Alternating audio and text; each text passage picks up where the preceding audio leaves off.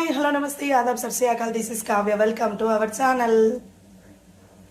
ఈరోజు మన ఛానల్లో వచ్చేసి బెండకాయ ఫ్రై ఎలా చేయాలో చూపించబోతున్నాను. బెండకాయ అయితే ఇట్లా పీసెస్ చేసుకొని మంచిగా వాష్ చేసుకొని ఇలా పీసెస్ చేసుకొని ఇలా ఫ్రై చేసుకోవాలన్నమాట.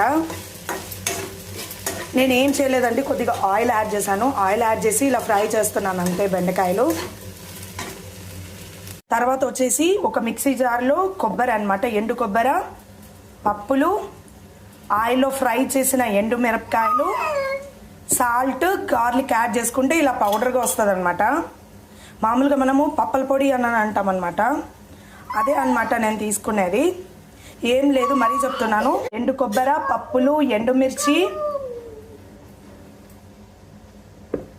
గార్లిక్ అనమాట, అవన్నీ యాడ్ చేసుకొని మిక్సీ చేసినాను అనమాట అంతే. ఇలా మిక్సీ చేసుకుంటే ఈ పౌడరు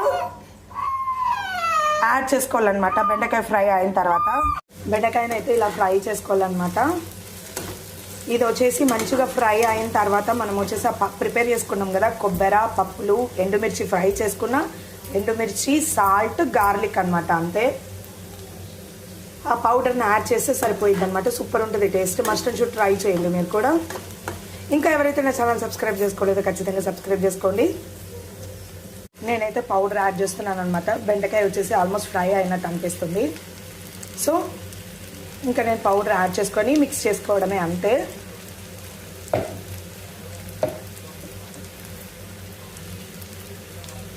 ఇంతకుముందు ఈ రెసిపీ వచ్చేసి మా హాస్టల్లో చేసేవాళ్ళు అనమాట. చాలా బాగుండేది అనమాట.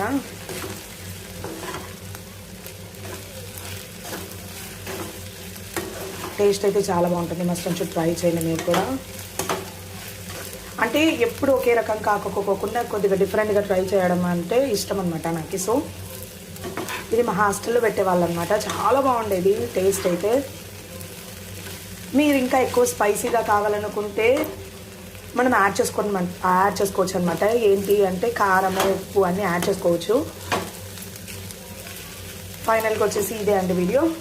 ఇలాంటి వీడియోస్ మరిన్ని కావాలంటే నా ఛానల్ సబ్స్క్రైబ్ చేసుకోండి, లైక్ చేయండి, షేర్ చేయండి, కామెంట్ చేయండి, పక్కన బెల్ సింబల్ ఉంటుంది నొక్కేసేయండి. Thank you so much. By.